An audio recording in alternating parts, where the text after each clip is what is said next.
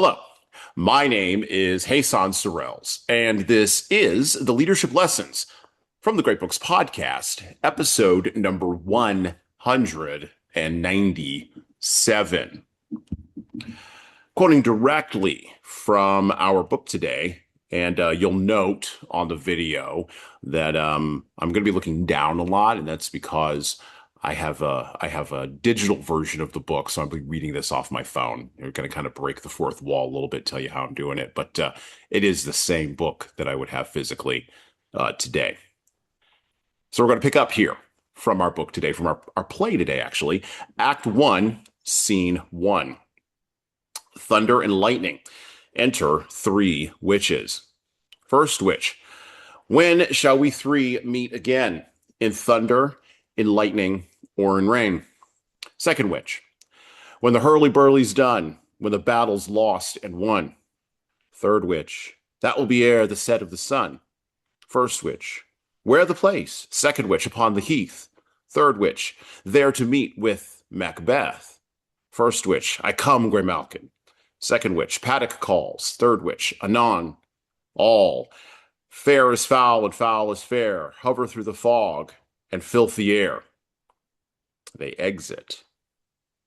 Picking up in scene 2, alarum within. Enter King Duncan, Malcolm, Donalbain, Lennox, with attendants, meeting a bleeding captain. Duncan, what bloody man is that? He can report, as seemeth by his plight of the revolt, the new estate. Malcolm, this is the sergeant who, like a good and hardy soldier, fought against my captivity. Hail, brave friend! Say to the king the knowledge of the broil, as thou didst leave it. Captain, doubtful it stood as 2 spent swimmers that do cling together and choke their art. The merciless MacDonald, worthy to be a rebel, for to that the multiplying villainies of nature do swarm upon him. From the western isle of Carnes and gallow glasses is supplied, and fortune, on his damned quarrel smiling, showed like a rebel's whore. But all's too weak, for brave Macbeth, well he deserves that name, disdaining fortune with his brandished steel, which smoked with bloody execution like valor's minion, carved out his passage, till he faced the slave, which ne'er shook hands nor bade farewell to him, till he unseamed him from the nave to the chops, and fixed his head upon our battlements. Duncan, O valiant cousin, worthy gentleman. Captain, as whence the sun gins his reflection, shipwracking storms and direful thunders break, so that from that spring whence comfort seemed to come, discomfort swells. Mark, King of Scotland, mark. No sooner justice had, with valor armed, compelled these skipping carns to trust their heels, but the Norrean lord, surveying vantage, with furbished arms and new supplies of men, began a fresh assault. Duncan, dismayed not this our captains, Macbeth and Banquo? Captain, yes, as sparrows eagles, or the hare the lion. If I say sooth, I must report they were as cannons overcharged with double cracks, so they doubly redoubled the strokes upon the foe, except they meant to bathe in reeking wounds, or memorize another Golgotha. I cannot tell, but I am faint. My gashes cry for help. Duncan, so well thy words become thee as thy wounds. They smack of honor both. Go get him surgeons. The captain is led off by attendants.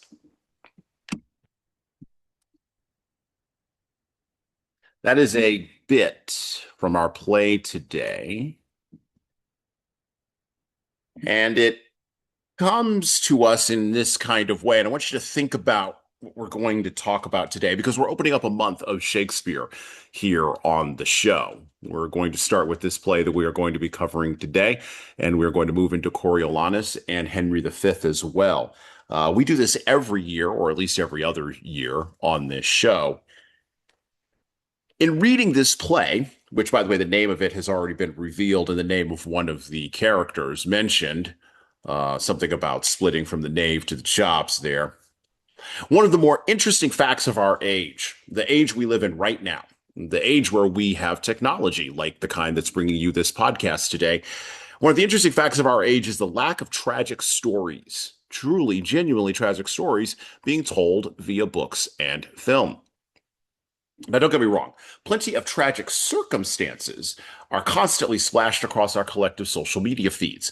From people we know, people we don't, people experience tragic circumstances across the globe everywhere.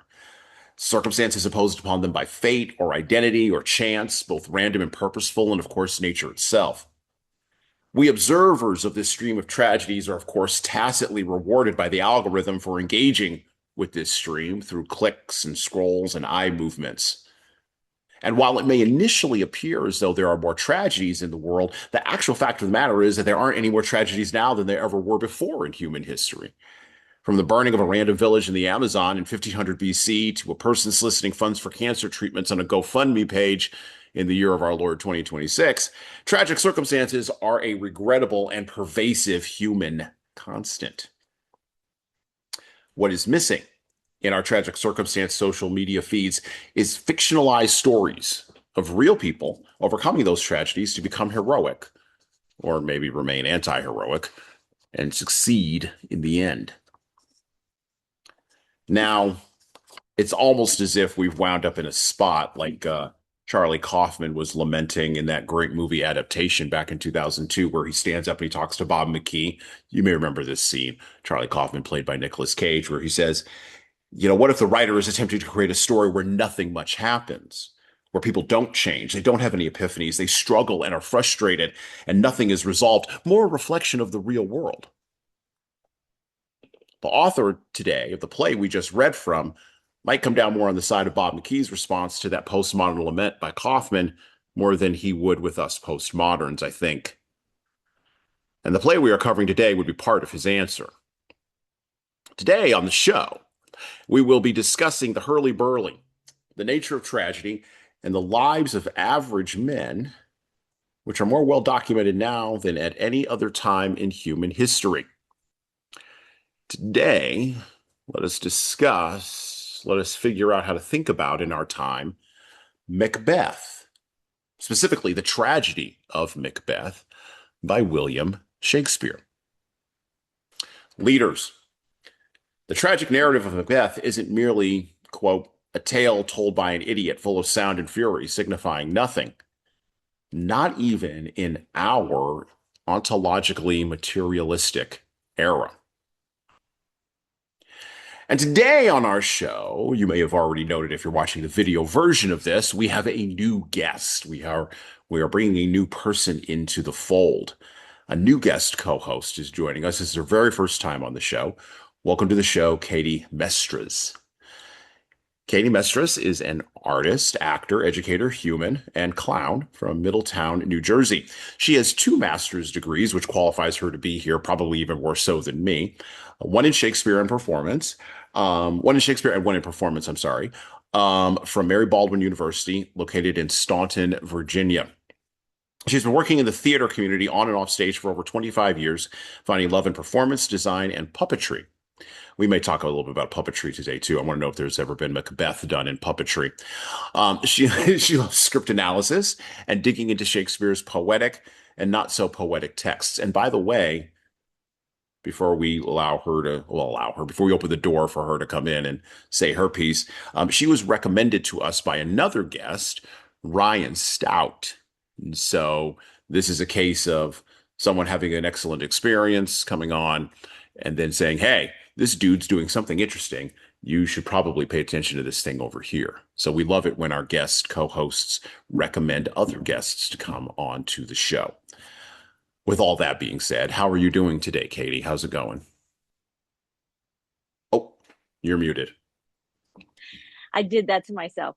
Okay. I'm doing pretty well. Thank you for having me on the show. I just want to clarify the master's degrees thing. So the program itself is called Shakespeare and Performance, and I have 2 master's degrees in that specific one. So one is an MLit, which is just a fancy European way of just saying a regular master's degree, and the following is an MFA, which is my Master of Fine Arts. Got it. Okay. All right. Cool. Again, we like to get those things accurate. On the show. And again, that qualifies you more to speak probably on this than myself. I'm just a schmuck who reads. I like to think I'm a fairly intelligent schmuck, but just a schmuck who's reading. So, um, I want to talk a little bit before we really jump into Macbeth itself and really start pulling apart some of the themes that I think are evident here for leaders in this play. I want to mention that in order to get my arms around Macbeth, number one, well, a couple of things. First, I tragically always confuse Macbeth and Hamlet together in my brain. Like I merge them together in my brain for some reason, which is terrible because we covered Hamlet on this show. I should know better by this point. Um, but I still kind of do that. But now, post reading Macbeth and now talking with you, I don't think I'll be doing that in the future anymore. I watched two performances of Macbeth in preparation for this episode, and I watched the film version of this play starring Michael Fassbender and Marion Cotillard just to get my arms around that. And that version you can go and check out on Amazon. As you know, folks who listen to the show, I'm also a huge film junkie, so I had to go look up the film. I also read a series of essays on Shakespearean tragedies by A.C. Bradley, which I had no idea who that person was before I sort of stumbled onto all of this. I'm sure Katie knows, and she's going to tell me all the problems with Bradley and his analysis. But it was written. Well, one of the things we do on the show is we tend to look at the writer in the context of the time in which he wrote, and we don't try to apply like our current context to him. We just sort of take him as he or her, as he or she happens to be, because it's usually the best way to do them their best diligence. However, with that being said, I can see where folks would have a challenge with Bradley. Although his analysis on Macbeth was very interesting, we borrowed some of his things here. We'll talk about those today. Um, One of the things that has struck me, Katie, is that we keep revisiting Macbeth as well as Hamlet and King Lear and Othello in film and in TV. And this is what I sort of opened up with on the show today, and even on podcasts like this, because it fulfills some deeper longing in us around how to make a narrative sense of tragic circumstances. And I think that that's really what lies at the core of Macbeth. But you've clearly got expertise in this space. So I defer to you. What do you think of Macbeth and your background with Shakespeare? And talk a little bit about sort of how you think about this play that seems to never run out of steam or hasn't run out of steam in the last 400 years. Yeah, so my opinion on Macbeth is probably different than a lot of other people's. It's really just based on personal preference in comparison to his other works. I do enjoy reading the play. It's a quick read. It's short. I think it's his shortest tragedy. It's easy to understand. It's well written. Has a lot of great monologues and soliloquies. But in terms of theatrical performance, I am sometimes so bored by it because it's one of his more popular ones to do. It's one of his easiest ones to cut and put together. And obviously, you don't have to get any kind of royalties because there's no living heirs to Shakespeare, nothing. Nobody owns his estate. You just do whatever you want with the script. Um, but the fact that you can do whatever you want with the script, but people still tend to do the same things over and over and over again. They don't come at it with a different viewpoint. I mean, it's a very straightforward play anyway. But if it's not well directed and if it's not well performed, it has a tendency to drag. And I've seen a performance where they cut nothing from the script, or at least it seems that they kept like cut nothing from the script. And there was just some scenes that just went on and on and on. It was just exposition. I was like, yes, we already know this happened. Why are you reliving it? We don't care. We want to see the action. We want to see it happen. You know, you go to see a play, go to hear a play, but like, I don't know, there's something about Macbeth that doesn't it also doesn't connect to me. Like I can't Mhm. find a lot of salience in it. And I Mhm. don't know if I mean I think modern audiences they'll like it, but I wonder if they like it because it's like, oh well, this is Shakespeare, this is Macbeth. I have to like it because everybody likes it because it's popular. But you don't have to like it. He didn't write Mhm. bangers all the time, right? Mhm. Um, but there's for me it's not a real connection to like a modern audience because we don't have kings, we don't Mhm. have people who are succeeding to the throne, we don't have thanes and dukes and things like that. So all of these people that come in, it's like, who are these people? But for some reason, like the history plays, which I used to think, oh well, those are probably really boring. The history plays to me sometimes are way more exciting than Macbeth, because Macbeth Hmm. is just, oh, it's done over and over and over again. But you always see something fresh with like the other history plays, like the Henrys or um like Richard the Third. Richard the Third, yeah, like Yeah. those kind of plays. Like people, I think they're a little bit more exciting. I think Yeah. the beginning of Macbeth is way more exciting than the end, which sounds counterproductive, but I think because Lady Macbeth is at the beginning most of the time, and then all of a sudden she disappears and goes crazy. Hmm. And then Yep. Macbeth kind of goes nuts. And then all of a sudden it's like, well, we're all against Macbeth. Let's go kill him. So it's very straightforward, but there's a lot more like stuff happening, like very specific things, like anxiety inducing things like about to murder the king and are we going to get caught for it? And by the end it's like, well, obviously we know he's doing bad things, so let's go get Hmm. him. And at that point it's like, all right, like let's kind of get it over with. There's no like Yeah. there's nothing compelling to bring forward. Also, I think there's such a darkness about this play that kind of Hmm. sometimes makes me feel physically uncomfortable at the end of it. And Mm. it could truly be like a cursed play.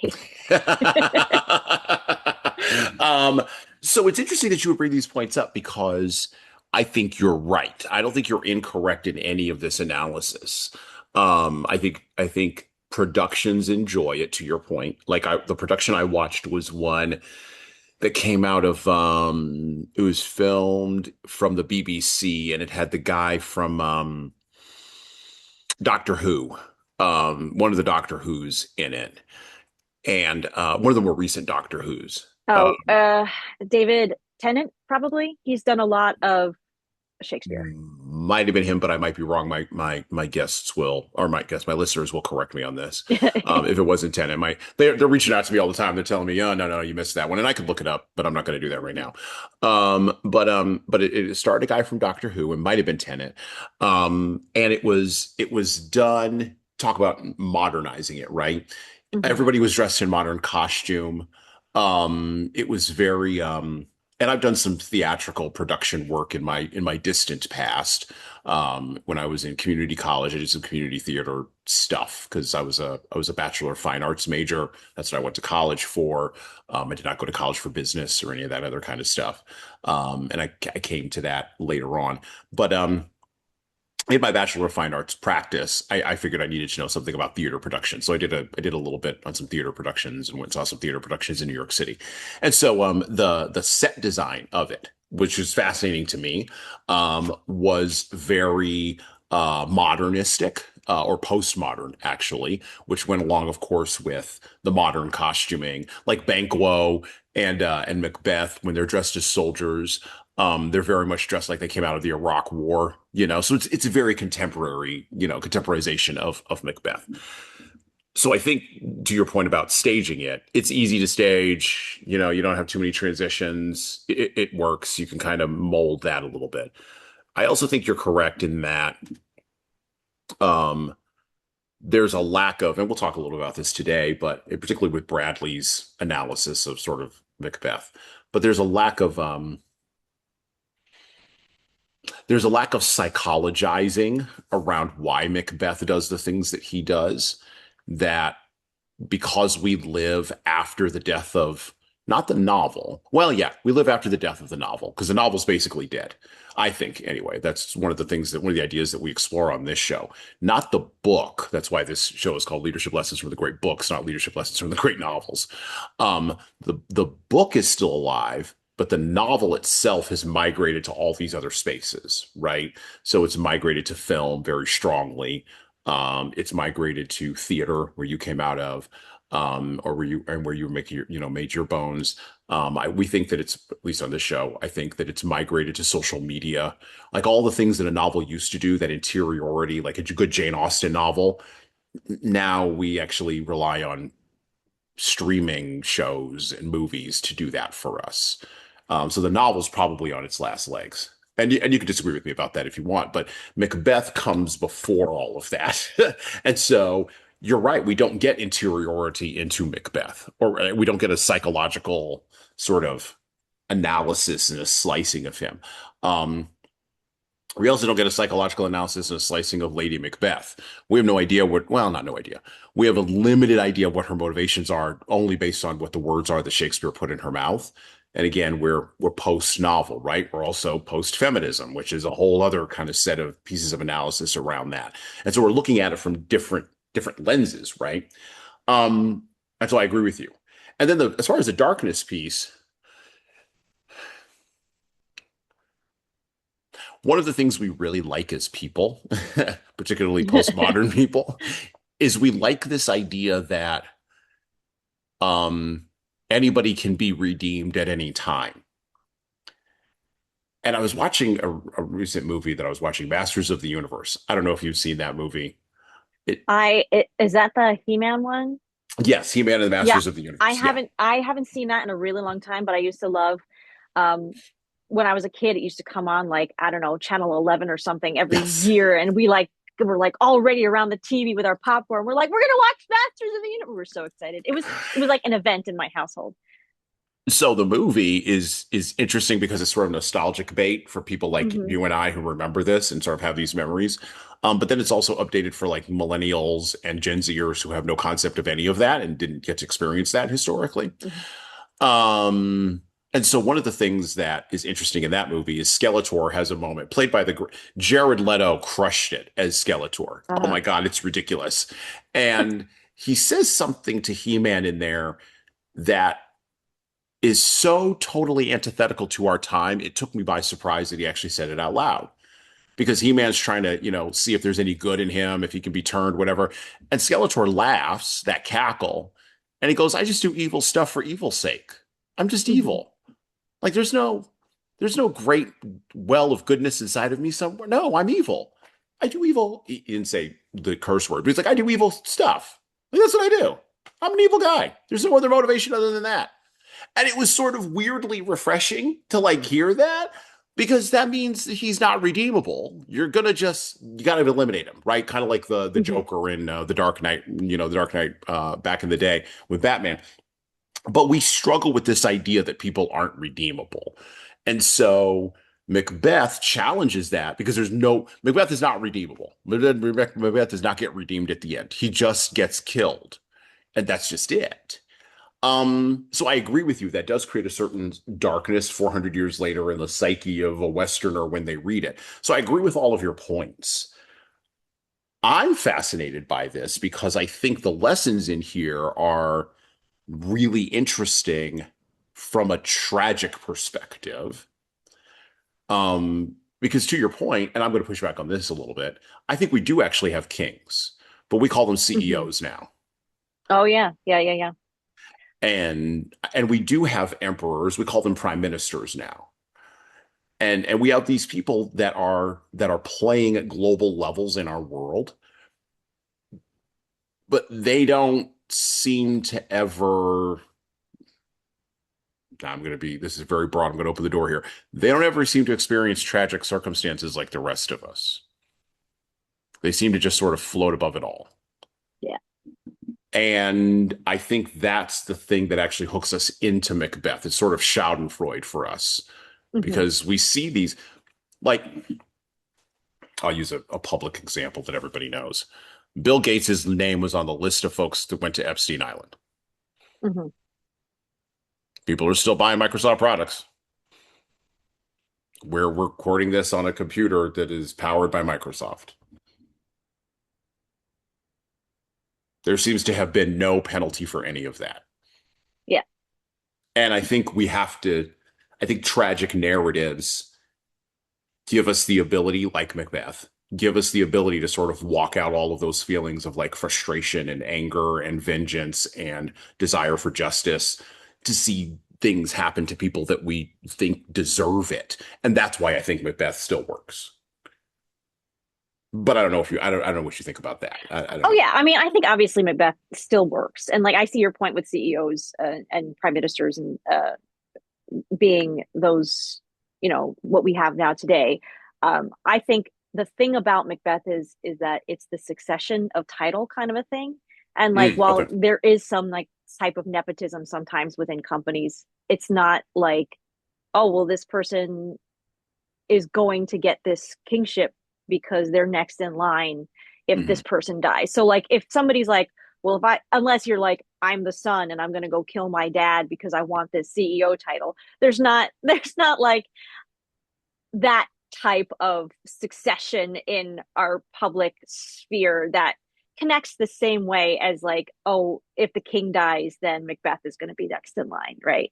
So like, Right. oh, if this person dies, I'm going to be next in line. Which, if you know, if people were smart, directors and people like that, they could make those kinds of connections within that Hmm. functionality. But I don't know if that's ever been done, or I feel like sometimes with Macbeth people just tend to get a little bit lazy Hmm. because it's like it's all just right there laid out for Right you, there. and maybe it's like maybe people are scared like, oh, we don't want to screw with Macbeth because like we don't want to mess with the story because it's so popular and everybody's familiar with it.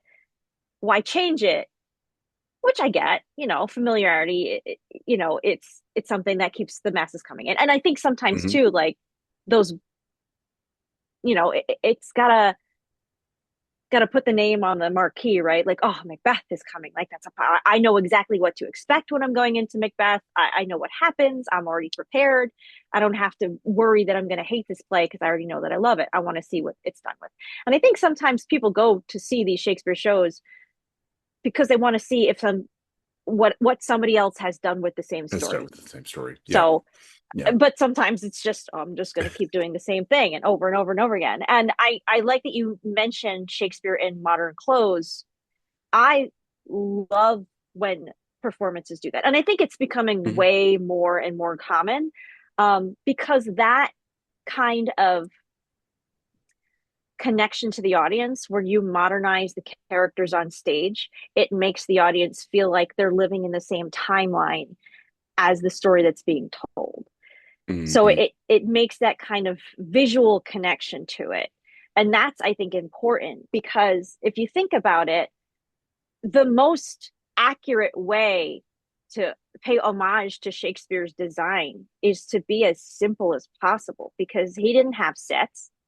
The costumes that they wore were usually just, you know, hand me downs from people of higher status, Hmm. or they had specific costumes for, say, like the Roman plays or something. But most of the time, they would be wearing just regular Elizabethan garb, which is the same thing as their modern dress. So when we put these plays into our modern dress, Hmm. we're paying a better homage to Shakespeare in that way. Okay, so let me ask you this question. Yeah. One of the pieces of pushback that I always get whenever I do Shakespeare, whether it's from or cover Shakespeare, whether it's from guests, and we'll get back to Macbeth in a minute, Yeah. whether it's from guests or whether it's from listeners, I always get this pushback, and I'm going to get this pushback on this episode too. If we can update the dress, which I agree with you, like I'm reading Coriolanus right now, and I didn't realize that they had turned that into a film with gosh, a few years ago.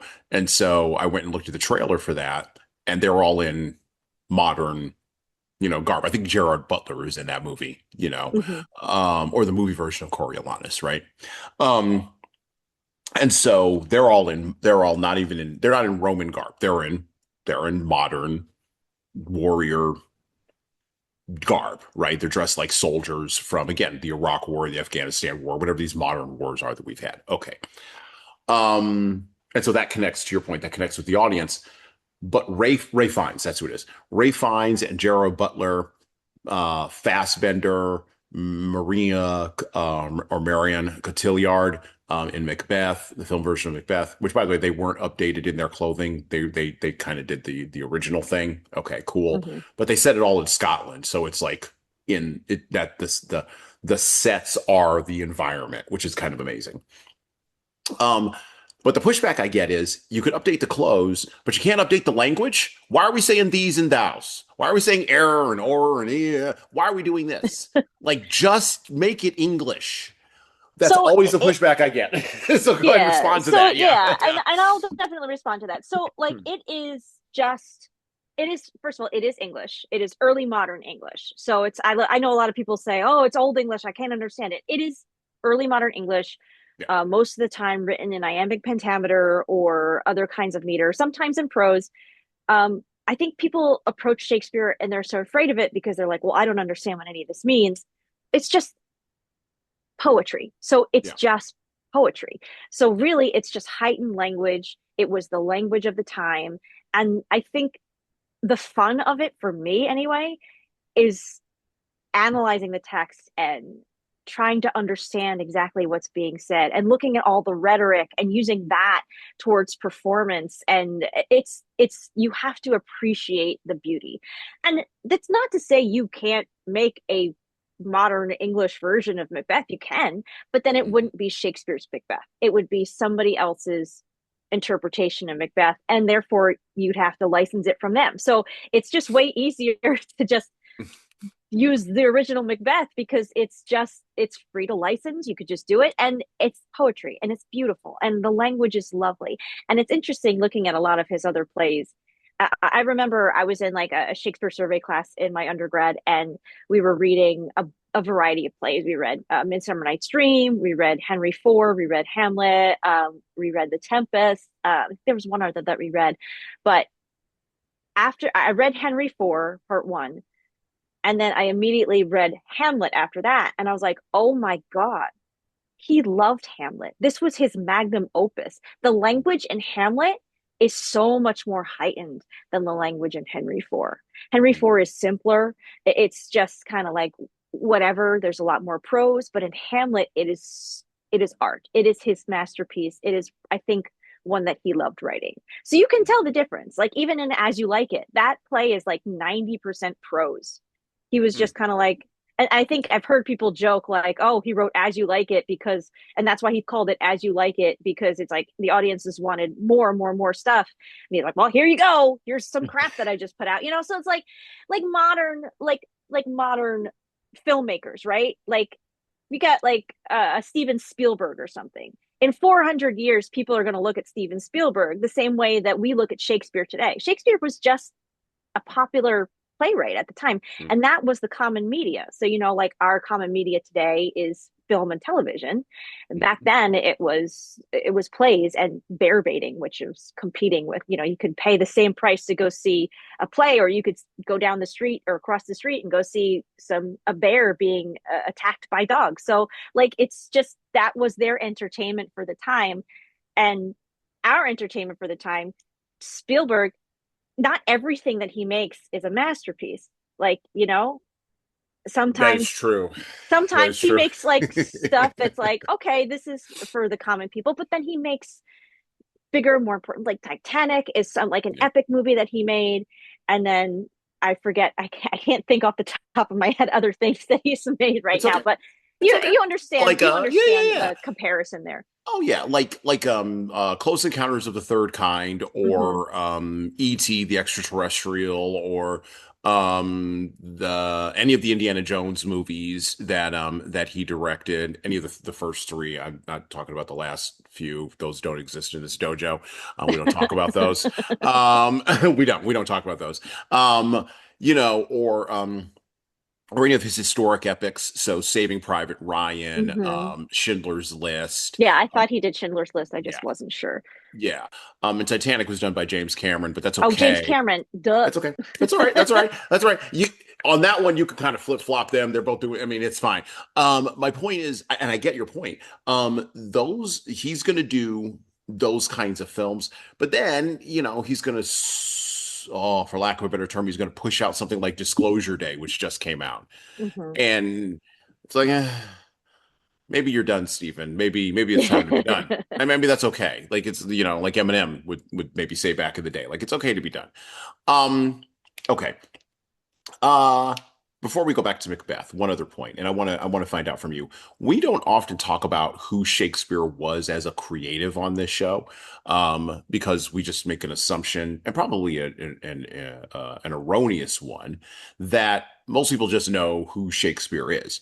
But you're the Shakespeare expert. Talk to us about who Shakespeare was. Talk to us about sort of what kind of creative was he? What was he seeking to do with his plays? Was he seeking to, as Steve Jobs would say, make a dent in the universe, or was he just seeking to like entertain people? So that's the great mystery. So we can't know what his intentions were. We can make assumptions, we can make speculations, but we're never going to know how he was as a creative. Um, the only thing that we have a record of really is his plays, and we can't assume that he was trying to say anything with them. We can't assume that the characters that were in the plays represented a part of himself. We can look at the sonnets and make assumptions, but we can never know because none of us were there. So that's really the great mystery. I wish I had more information for you. Like there are, books written. Uh, Paul Menzer, who was one of the professors at the Shakespeare and Performance Program, he was a previous director, and he actually was just recently selected as the inaugural chair in Shakespeare Studies at the Folger Library. Hmm. Um, he wrote a book, and I think it was called Shakespeare: A Life. So it's Hmm. let me just look that up real quick. Sure. He he wrote that, and I think I haven't read it yet. Um, but that I think is the closest thing we're really going to get as to his intentions. We can look into what was happening in the Elizabethan and Jacobean periods at the time, the Elizabethan worldview, and kind of try to like put the pieces together as to what he was trying to say. But we're never going to really know it, it Hmm. in terms of like his creativity and what he was trying to do with it. My assumption, he's just trying to make some money. Like, and he Hmm. was an artist, his father was a glove maker.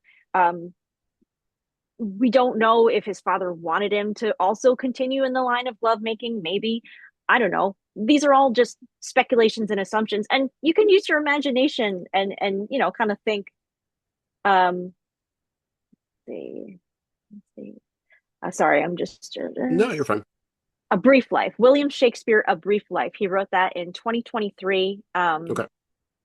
It's kind of talks about kind of like tracking Shakespeare's life as much as we possibly can. So if you Hmm. want to understand maybe a little bit more about Shakespeare's life and his creativity and what influenced him, that might be a really good place to start in reading that book. Um, so to repeat, it is William Shakespeare: A Brief Life by Dr. Paul Menzer. Got it. Yeah, we'll put a link to that book in the show notes Yeah. for this episode. Yeah. Um all right, let's go ahead and let's go back to the play. Let's pick up a little bit here from Act 1 Scene 5, and then we're gonna skip and we're gonna go to Scene 7. We're gonna talk about a person who I think is probably the most compellingly interesting person in the entire play, but not for the obvious reasons that you may think. So let's pick up with Macbeth. We're still in Act 1, Scene 5. Enter Macbeth's wife alone with a letter. Lady Macbeth reading the letter. They met me in the day of success, and I have learned by the perfectest report that they have more in them than mortal knowledge. When I burned in desire to question them further, they made themselves air into which they vanished. Whilst I stood wrapped in the wonder of it, came missives from the king, who all hailed me Thane of Cawdor, by which title before these weird sisters saluted me, and referred me to the coming on of time with Hail King that shall be. This I have thought good to deliver thee, my dearest partner of greatness, that thou mightest not lose the dues of rejoicing by being ignorant of what greatness is promised to thee. Lay it to thy heart, and farewell. Glamis thou art, and Cawdor, and shalt be what thou art promised. Yet do I fear thy nature. It is too full of the milk of human kindness to catch the nearest way. Thou wouldst be great, art now without ambition, but without the illness should attend it. What thou wast highly, that thou wast thou holily, would thou not play false, and yet wouldst wrongly win, thou'st have great Glamis, that which cries, Thus thou must do, if thou have it, and that which rather thou dost fear to do, than wishest should be undone. Hie thee hither, that I may pour my spirits in thine ear, and chastise with the valor of my tongue all that impedes thee from the golden round, which fate and metaphysical aid doth seem to have thee crowned withal. Enter messenger. What is your tidings? Messenger. The king comes here tonight. Lady Macbeth. Thou art mad to say it. Is not thy master with him, who or so would have informed for preparation? Messenger. So please you, it is true, our Thane is coming. One of my fellows had the speed of him, who, almost dead for breath, had scarcely more than would make up this message. Lady Macbeth. Get him tending. He brings great news. Messenger exits. The raven himself is hoarse that croaks the fatal entrance of Duncan under my battlements. By the way, pause. I love that line, by the way. And I love that line. Back to the play. Come, you spirits that tend on mortal thoughts, unsex me here, and fill me from the crown to the toe, top full of direst cruelty. Make thick my blood, stop up the access and passage to remorse, that no compunctions, visitings of nature shake my fell purpose, nor keep peace between the effect and it. Come to my woman's breasts and take my milk for gall, you murdering ministers, wherever in your sightless substances you wait on nature's mischief.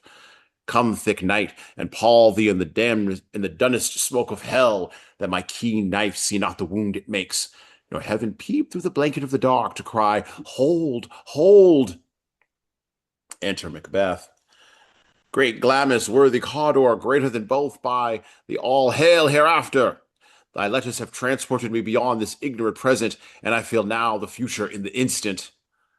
Macbeth. My dearest love, Duncan comes here tonight. Lady Macbeth. And when goes hence? Macbeth. Tomorrow, as he purposes. Lady Macbeth. Oh, never shall sun that morrow see. Your face, my Thane, is as a book where men may read strange matters. To beguile the time looks like the time. Pause. I love that word beguile, by the way. Love that word. Back to it.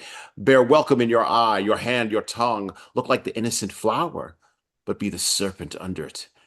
He that's coming must be provided for, and you shall put this night's great business into my dispatch, which shall, to all our nights and days to come, give solely sovereign sway and masterdom. Macbeth. We will speak further. Lady Macbeth. Only look up clear. To alter favor ever is to fear. Leave all the rest to me. They exit. I'm going to stop there. It's a lot to read, and I'm not Shakespearean enough probably for it. Lady Macbeth is probably the most interesting character in this entire tragedy. Um, when I first encountered her, I immediately thought of all of the female CEOs I've ever heard of. I immediately thought of Oprah. I immediately thought of Martha Stewart. I immediately thought of the social media exaggeration of the boss babe, in air quotes, right? That floats around social media. Um, and I don't know why those associations came unbidden into my brain, but reading the words of Lady Macbeth and how she was written, particularly when she talks about, dashing a child's head, against a rock, right? Or the milk of human kindness turning to gall in her breast. When I read these things, I immediately think of, oh, she is a fully and totally empowered woman. Macbeth isn't telling her what to do. The man is not telling her what to do. She's not okay. Modern feminist theory would say she's operating under a patriarchy, and isn't it terrible? Except that's not the way Shakespeare wrote her. At least not in the first part of the play, to Katie's point. We'll talk about the second part of the play in a minute. Um, A.C. Bradley, in his famous book of essays on Shakespearean tragedies, asserted, and I agree with this, that Lady Macbeth was driven by courage and force of will, but that such drives came from a lack of imagination and left her unable to repent of her deeds when they visited her again. Now, the fact is that we look at people like this, like Lady Macbeth, and she could stand as an avatar for a lot of other people in our modern era, and we wonder where their imagination is. Like we already mentioned the rich guys, right? But what about the rich guys' wives? What about Melinda Gates? What about Mackenzie Bezos? What about Hillary Clinton? What about Nancy Pelosi? Where is the milk of human kindness, or is it turned to gall? Where are these things, right, that we expect from women leaders? The canard is always if women were in charge, everything would be better. Lady Macbeth kind of puts paid to that a little bit. I don't think everything would be better. I just think it would be the same nonsense we just have differently. But I want to know what Katie thinks about Lady Macbeth. And I'm going to ask her this question. What can leaders, female or male, we're going to be agnostic on this, we're going to unsex this question, such as it were. What can they learn from her example? Go ahead, Katie. All right. So first, I do want to kind of like I'm gonna like tangent off of this because Absolutely. there's a lot of historical context associated with who Lady Macbeth represented. So I'm not sure if you're aware of this, but Macbeth was written essentially to flatter King James. He had Yep. just ascended to the throne a few years ago, a few years prior to this coming out. Banquo essentially represents, the line of Scottish kings. It's flattering him, and that it plays with his obsession and fear of witchcraft and the occult, and then also it was associated with the gunpowder plot. Now, the gunpowder plot, if that was the Guy Fawkes thing where they all planned together. But I so just for background, my master's thesis, I did my master's thesis about it was a feminist sorry, it was a view of Shakespeare's female characters, Hmm. but it was a comparison of the ones he wrote when Elizabeth was queen versus Hmm. the ones he wrote when James was in power. And if Interesting. you Okay. look and if you look at those women that when James was in power, they were much more villainized. So, in going back to the gunpowder plot, I was in my thesis research. I was reading a chapter in Frances E. Dolan's book, "Whores of Babylon: Catholicism, Gender, and 17th Century Print Culture," and she theorizes that the idea of the gunpowder plot was heavily connected to the threat of Catholicism, because I believe the people who were planning the gunpowder Hmm. plot were Catholics, which the Protestants at the time, the rulers, did not like the Catholics. They were persecuted. They hated anything to do with Catholicism. But with Catholicism, held with it the fear of the inversion of the gender hierarchy, and thus the disruption of the social order. So, in theory, because Catholics put women on top, meaning, women were more in charge and men were in the subordinate role, the women were supposedly influencing their men to kill James. Does that Okay. sound familiar in terms of Hmm. the plot of Macbeth? Hmm. So, Lady Okay. Macbeth, in my opinion, represents this subversion from these gender norms and capitalizes on the fear of her emasculating Macbeth and having him taking a subordinate role to her, as well as James's fear of feminine power deposing his masculine rule, especially with him taking the throne after 44 years of a female monarch. Hmm. So, with that being said, I find it very fascinating that you refer to her as a boss babe, because I usually associate that term with a woman who is kind of taking her life into her own hands and creating something positive despite that patriarchal undertones of society, right? Like starting a small business or something, not regicide. Um, not to say that, not to say Lady Macbeth did not take things into her own hands. She did, Sure. and then those hands were then covered in blood for the rest of the play. But if you consider that historical context, Hmm.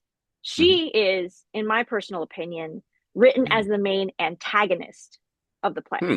It is her Okay. decision to kill Duncan that drives the plot forward. So Macbeth would have otherwise accepted his fate regardless of his actions. He didn't have to do anything to earn Saint of Cawdor.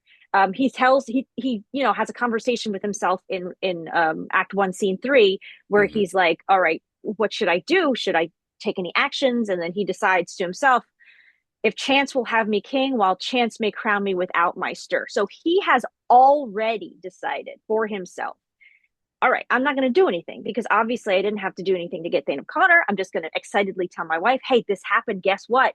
And for some reason, upon reading the letter, Lady Macbeth has already decided that the only possible way forward now is obviously we have to kill the king, right? Like that's a very unreasonable thing. And this is our first impression of her, right? Hmm. So the way it's written in that way, like she's wants to rule and she wants it now. She wants it, she sees her future in the instant, and she's ruthless. Whether or not that's influenced by the supernatural. So like you could say, well, maybe like the witches enchanted the letter that went to Lady Macbeth, and that could be some kind of reasoning as to what happens. But we will never know because we can't really do psychological realism on these characters. Um, but she knows that Macbeth is too full of the milk of human kindness to get the job done, right? She also Right. knows, but she also notes that he's not without ambition, the illness, but he's without the illness that should attend it. So she's referencing ambition as being sick, and she's passing that sickness on to Macbeth. Like in her pep talk to him in 1-7, she tears him to pieces. She emasculates Hmm. him. You're like, you're not a man if you can't do this. And the talk about her bashing the child's brain in, she's saying essentially like, if you, what did she say? I would have just I would have sacrificed the life of my child before I backed out on this deal between you and me, because you and me, we are a unit, we are a team. So I, so I'm glad you brought all this up because 17th century England and Scotland. Mm-hmm. Um, and remember I said at the beginning, like I try to look at things within the context of the century Yeah. that they are in, right? That was much more of a warrior ethos kind of culture than even we have now. I mean, at that point in time on the European continent, there had been 1,000 years of war since the end of the Roman Empire. The Carolingians came in, the invasion of well, not the invasion of Normandy, but the Norman invasion of France had occurred, right? Where, the English were trying to get the French to do certain things, and the French were like, sacre bleu, and trying to run them off the continent. We hadn't yet made the turn into what we tend to think of as the modern world, because the Renaissance hadn't quite washed up on the shores of England. We actually read Francis Bacon, The Great Instauration, at the beginning of this year. And I'm fascinated by Francis Bacon because he's the first, for lack of a better term, he's the first shot across the bow of the Age of Enlightenment in England. He's where that sort of really begins to really sort of click in where, oh, science can be the thing that drives us rather than, to your point, religious fervor or any of these kinds of things. And it isn't, I don't remember this, but isn't part of the plot of Shakespeare in Love that like Francis Bacon was really Shakespeare or something like that? I heard that theory somewhere, or maybe I'm confusing two things together in my head. I very I well think might be. he was it. One of the things is Shakespeare was actually the Earl of Oxford, and that like there's like the whole Oxfordian and like the Stratfordian things. It's Yeah, okay. crazy. Right. That's what I'm okay. Yeah. Again, multiple things sort of flopping around together in my head there. And so when I look at that world, um, on the one hand, you could say, wouldn't it have been great if women were treated equally then? Yeah, it would have been great. I don't know what that would have meant in that culture, and at that time, um, because we look at that through the lens of industrialization and a whole bunch of assumptions that, quite frankly, if we took them back 400 years, would seem weird to those people. Like they wouldn't be able to wrap their arms around those assumptions because there's too much water under the bridge.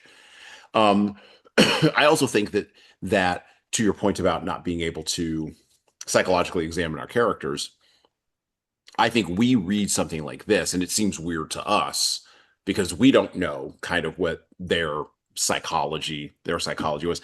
And of course, psychology didn't exist then. So, I'm not saying they didn't have an understanding of interiority. They did, but they were also, to your point, navigating all of the sort of spiritual and religious elements that were around them. Because I think they also lived in a world that was much more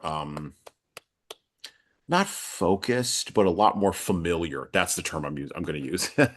There's a lot more familiar with the sacred in ways that we have sort of abandoned for good or ill, and we talk about that on the show all the time. But that we have abandoned in our time, 400 years later. So I think you got to kind of got to put some of that context around it. I find it interesting, though, that, and maybe this is the question. I guess I'll frame what I find interesting as a question. So when I saw the two performances, or watched the two performances that I watched of Lady Macbeth, one from Marion Cotillard and then the other one from the David Tennant version of Macbeth. What struck me was in the stage version, she was much more what I would associate boss babe-ish. She came off much more as I'm gonna run this thing. I'm gonna run this town, to paraphrase from Jay-Z. Hmm. Um, Whereas in the film version, she was much more, while vicious, much more subdued. Now, that could just be different actresses just interpreting it differently, which I'll grant that. But I find it interesting that there's enough meat there, at least in the first part of her appearance in the play. There's enough meat there to kind of get that continuum inside of that character. Which is why I find her to be interesting because the well, what are the associations? Let me frame this as a question. I'm finally going to get to the question. what are the what are the associations we could make with Lady Macbeth, at least in the first part of the play? And we'll get to the second part of the play in just a second here. But what are the associations we could make with her? Should we should we hold her to be a villain, or should we be more forgiving of her? I think that we can be more. So I was giving the background of historical context Yeah, just in reference to the boss babe thing. So, and yeah, in reference to like leadership qualities. yeah. Um, I think we could definitely like view her in either way. Like, so the same way, like you said, that these two actresses played her differently, a director could have a different vision for what story he wants told there. So he could say, I want to frame Lady Macbeth as the villain in this because I want to, which is essentially what, the original intent could have been was we're going to show King James, oh, obviously women and the associations with witchcraft, like they're bad, don't let a woman be in control, obviously, because, men are better leaders. So that was kind of like that lesson, I guess you could say, that was to Mhm. be taken from this play for King James. Like, it was still all entertainment. Like I said, this play was written to flatter him. It was obviously Right. also like a good drama for other people Mhm. to watch. Um, but in terms of relating to the time period, like and it really like how some plays or some movies play off of current events, Yeah. kind of. So it was the play off of the gunpowder plot. So like taking some of those themes, like, oh, this we don't like Catholics, so don't let your women control you, kind of a thing. But to go back to Lady Macbeth in our modern era, we obviously don't have to take any of that information and use it towards her performance. We can look at her as like a good, powerful, strong character. She's a great character. I would love to play her one day. She's a coveted role for many a Shakespearean actress because she has all that meat and her language is so rich and she's so powerful. But in terms of leadership qualities, Lady Macbeth, in the context of the play, in the context of the time period, as you said, you like to look at things within the context of the time period that they're written. She's playing the patriarchal game, and she's lusting for power and prominence through Macbeth's promised position of king. So Tina Packer, and she just recently passed away, she was the founding artistic director of the Shakespeare and Company, and she was a prolific um, director and actress and Shakespeare. In her book Women of Will, which she talks about her experience with every single one of Shakespeare's women, that Lady Macbeth, like other women at the time married to men in prominent positions, or even modern times where, maybe we have some women who still feel like they can't, you know, be equal to the men that they're with.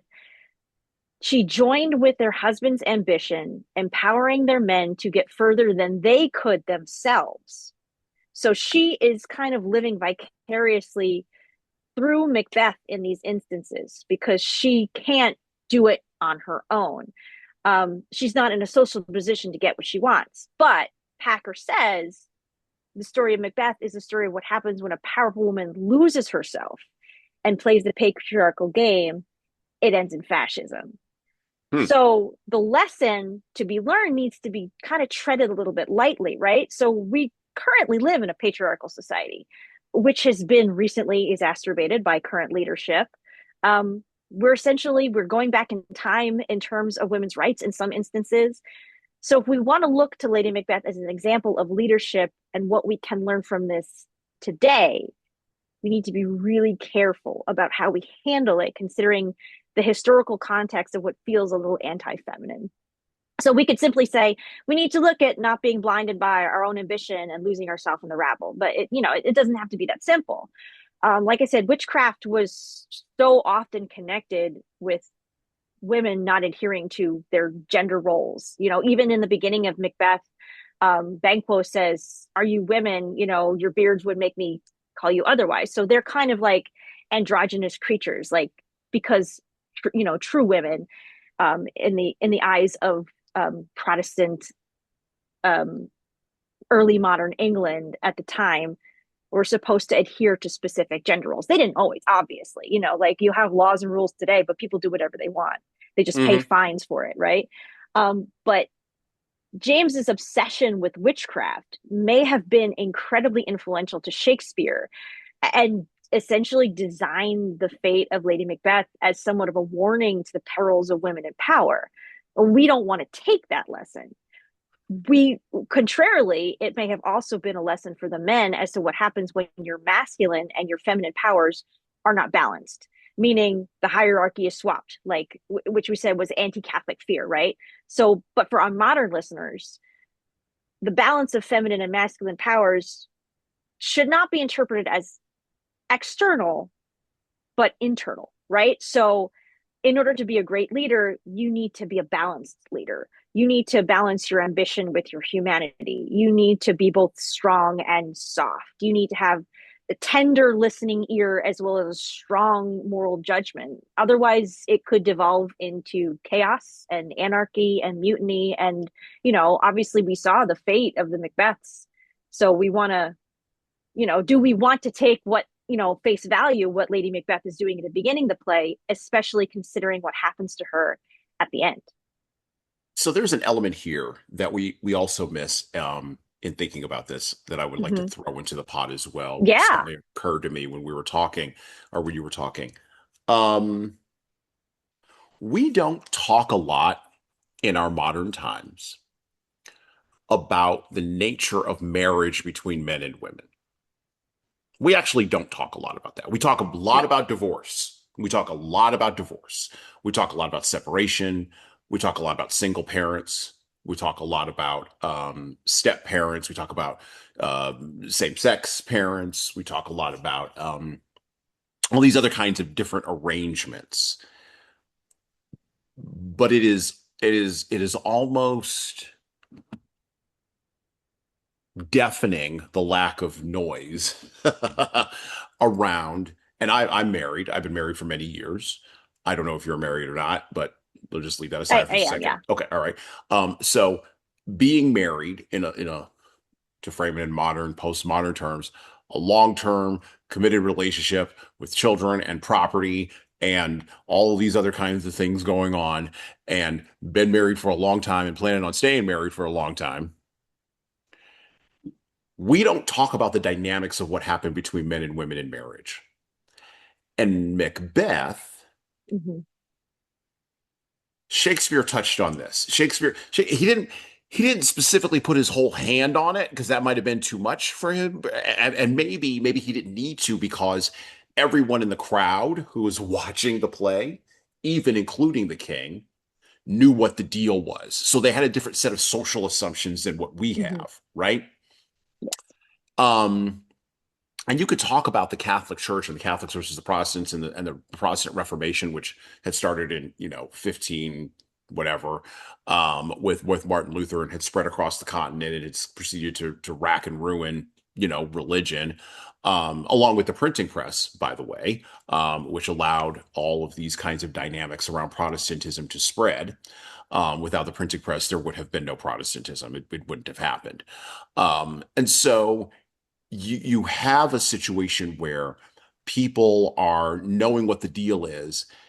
The church has already explained to them for 1,000 years what the deal is with marriage, and people just accept it. They're just like, okay, this is fine. So he wouldn't have had to explain it No. because we live after all of that. And we do live in an era where women vote. There is literally no door, and I have daughters too. There's literally no door closed to women. There's literally no door. You can walk through any door you want. Now, what happens after you walk through that door? That's a different thing altogether. But you do have the option to walk through that door. Um, because of a country that didn't exist during Shakespeare's time called the United States of America, where we just sort of took all of the we did. We took all the Enlightenment promises and we kind of pushed. We have been for the last 250 years of our existence. We've been pushing them all the way out further and further and further. You can see this in the expansion of the franchise, who gets to vote, who doesn't, all these kinds of things, right? All the kinds of arguments we have here, we wouldn't have had. They didn't have in England. Again, going back to what I said previously, the previous segment, they wouldn't have understood what we were even talking about.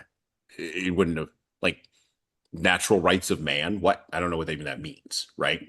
So we start from a different set of assumptions looking at Lady Macbeth. But we also start from a different set of assumptions looking at the marriage of the two of them. Hmm. And I think that this is really one of the key things. You asked why Macbeth is still popular. I think this is the thing we can't put our hands on. We don't have a good way, particularly in our movies, because again, remember I said our novels have all gone to our movies now. When was the last good movie you saw about what happens in a person's marriage? Not their divorce, not the breakup, the actual marriage itself. Yeah, I don't know because that's not something that's like, Right, yeah, present in but my mind, right? right, Because yeah. we know what happens in a marriage. It's the thing is, it's not compelling. It's not exciting. Like it's just like, oh, we're married. It's just no big deal. Like so that's why it doesn't really show up in a lot of stories. I Except think, it is yeah, compelling. yeah. Except it is compelling. Like I think about the way my wife talks to me, not about murdering a king that may come visit in my house. We're not there, thank you, ladies and gentlemen. But the way she talks to me about picking up the groceries. I'll use something very simple. Picking up the groceries. We had a conversation today on the phone, pardon me, 15 minutes about picking up the groceries. There's all kinds of dynamics going on in that 15-minute Hmm. conversation that if I were to novelize those or turn those into a play, I'm not saying my wife is Lady Macbeth, not even close, nor am I saying I'm Macbeth, but it touches on dynamics of how do I persuade and convince my husband to take action? How do I push back and resist my wife if I don't want to take action?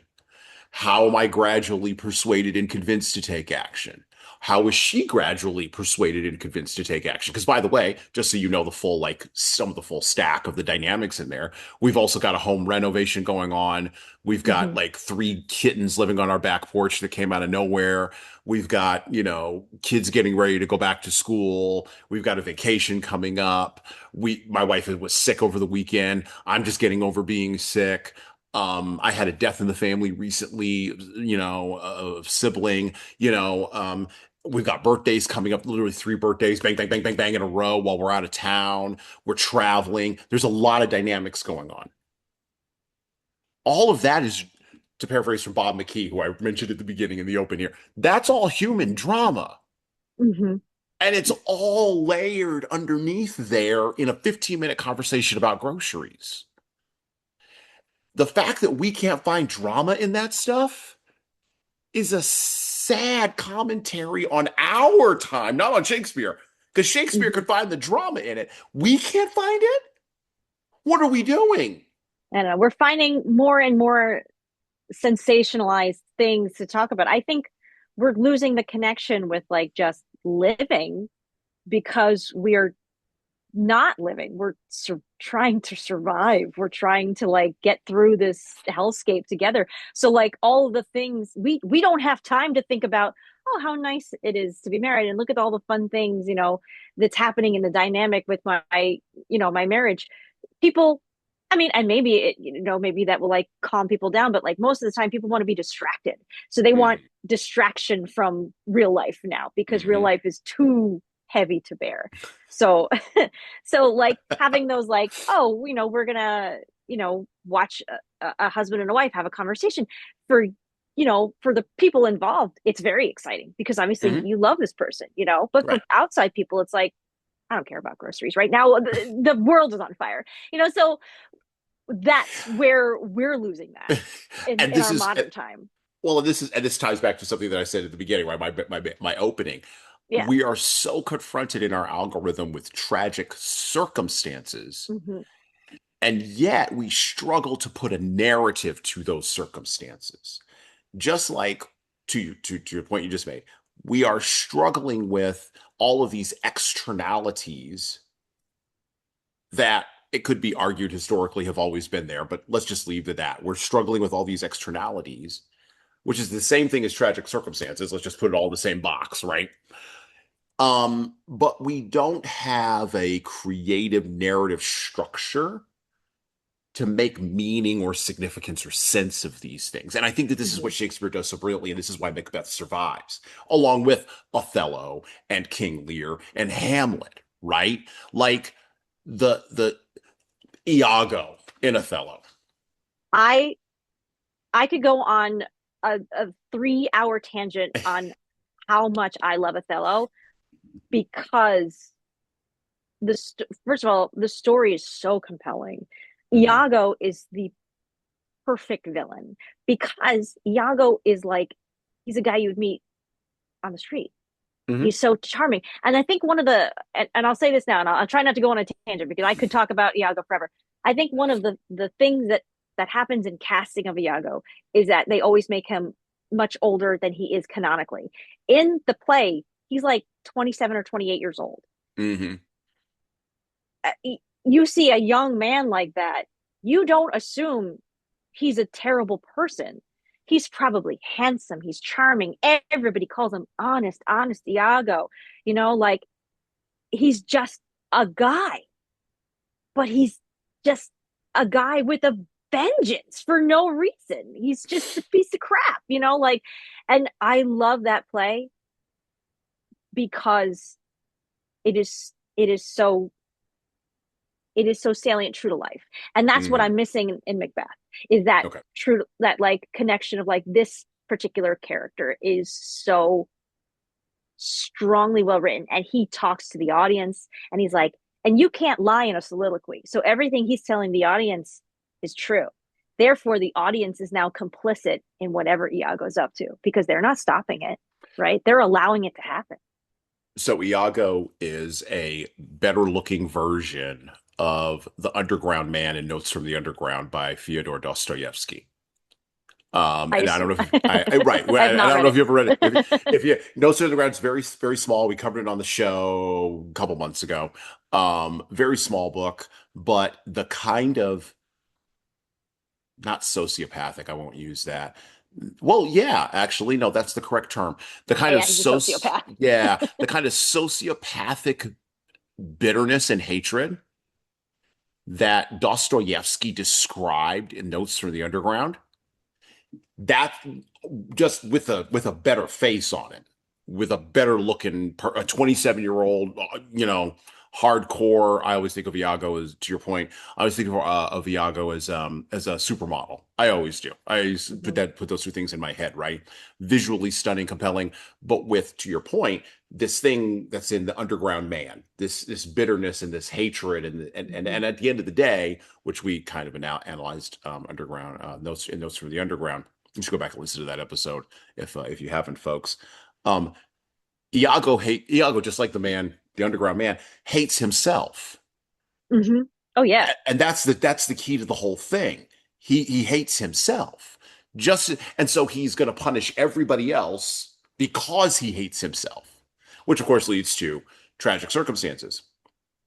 I think that story resonates deeply with folks in our time, particularly with how um, pervasive social media scrolling is, doom scrolling, um just consistently sitting there watching other people's lives, with of course tragedies interspersed here and there. You go from a flood in the Philippines, an earthquake in Japan, famine in Peru, to, Hmm. oh, there's Dave Goggins yelling at me that I'm weak, to who will carry the logs, to Two and a Half Men, to, hey, there's a Shakespeare performance. Oh, hey, there's the guy from Doctor Who. Oh, hey, there's my mom. Oh, hey, there's a grandma. Like, you're just, and there's no, we're being flooded algorithmically, and Hmm. our dopaminergic receptors are being flooded with all of this stuff. And this is why it's not narrative, it's just content, which Hmm. is where, a director like Martin Scorsese has a problem, and I agree with him. Things aren't just content, they actually have meaning, right? And significance. And so you look at Othello, and when Othello, to your point, when Iago in Othello does his soliloquy and talks to the audience, we've covered Othello on this show. You should go listen to that episode as well. When Iago does his soliloquy and sort of talks about his interiority, that immediately connects with a modern audience. Whereas, to your point about Lady Macbeth, we want to put her in a different kind of box, and she resists that. And then Hmm. the marriage piece, to your point, also we find dull and uninteresting. But that's the whole thing. That's what the play turns on, is their marriage. Yeah. If Macbeth weren't married to Lady Macbeth, He to your could have, point, he wouldn't have done anything. yeah, we didn't done anything. He wouldn't have done anything. And so the marriage the is where the drama is occurring. But in our time, that's been denatured and been pulled apart and Hmm. been drained of meaning. Um, and let's talk about just very briefly Lady Macbeth sort of at the end. So she goes through her character arc, which I will say this, and this is my critique to Shakespeare on this. Um, he didn't, I don't know if he got bored, or if he didn't know how to close the deal, or if he was distracted by 10,000 other things. I have no idea. Or maybe his wife was yelling at him about something. I don't know. But he didn't close the arc with her well. So there, I would normally say there's no denouement for Lady Macbeth, but there is, but it's kind of for what he sets up at the beginning, it's a weak sauce denouement. It doesn't allow her the, and maybe this is a modernist way of looking at it too. I'll grant you that. It doesn't allow her the sound and fury, right? Hmm. If I were to, if I were, oh my gosh, here we go. If I were to write Lady Macbeth as a character, she'd be swinging the sword right next to Duncan, or right, or Hmm. no, trying to kill Duncan, um, right along with everybody else out in the, like, she'd be out there in the field. Now, maybe I've seen too many Marvel movies with, 90-pound women kicking the butts of 250-pound men. Maybe I have. Maybe that's a thing that I need to like overcome, right? Maybe that's not reality. Maybe it's always Eva Perón, don't cry for me, Argentina. Meanwhile, all the men go out and die. Maybe it always is that. Maybe it is Imelda Marcos. Maybe it is, you know, I mentioned Nancy Pelosi as a female leader. I mentioned Hillary Clinton. Maybe it is, we're going to run for these things. We're going to attain this political power, and all these men are going to serve us. And then they are going to go out and fight the wars, and they are going to die because we can't do it. We're not doing it. If Hillary Clinton had been president, there's no way in hell she would have been on the front line serving in Iraq when it happened. I mean, yes, she's also a 70-year-old woman. Don't get me wrong. I know what I'm saying here. But even at like 25, let's be intellectually honest, she wouldn't have been out there. Okay. There's a reason for that. And maybe that is the ultimate sort of end for Lady Macbeth, as she's standing on top of the battlements, watching the battle happen, and watches her husband, get cut down. But instead, what we get from Shakespeare is not that. What we get from Shakespeare is what, Katie? What do we get from Shakespeare on Lady Macbeth? How does her arc end? So, Lady Macbeth. after the banquet, where she still once again still emasculating Macbeth, telling him, "Oh, stop being a little sissy, like man up." Like she's always telling him to man up. Then she just disappears, and then the next time she's revealed, she's sleepwalking and hallucinating about the blood on her hands. And then it is assumed that she commits suicide. Um, but it's only an assumption based on something that Macduff says at the end Hmm. of the play, right, where this fiend like queen has undone herself. Hmm. So once again, going back to the historical context of it, if we are to look at Lady Macbeth as a villain, she wouldn't have deserved in Shakespeare's time, like in this particular um, contextual in this particular play, in the context of what he was writing here for James, she wouldn't have deserved that going out with a blaze of glory. Like suicide was her, you know, unaliving, and it didn't even happen on stage. So this was an offstage Hmm. thing, and suicide in that time was illegal. Like Hmm. you wouldn't get a Christian burial. You would be Hmm. kind of like put out in like the stock, like just kind of buried wherever. Like you would get like the worst kind of treatment.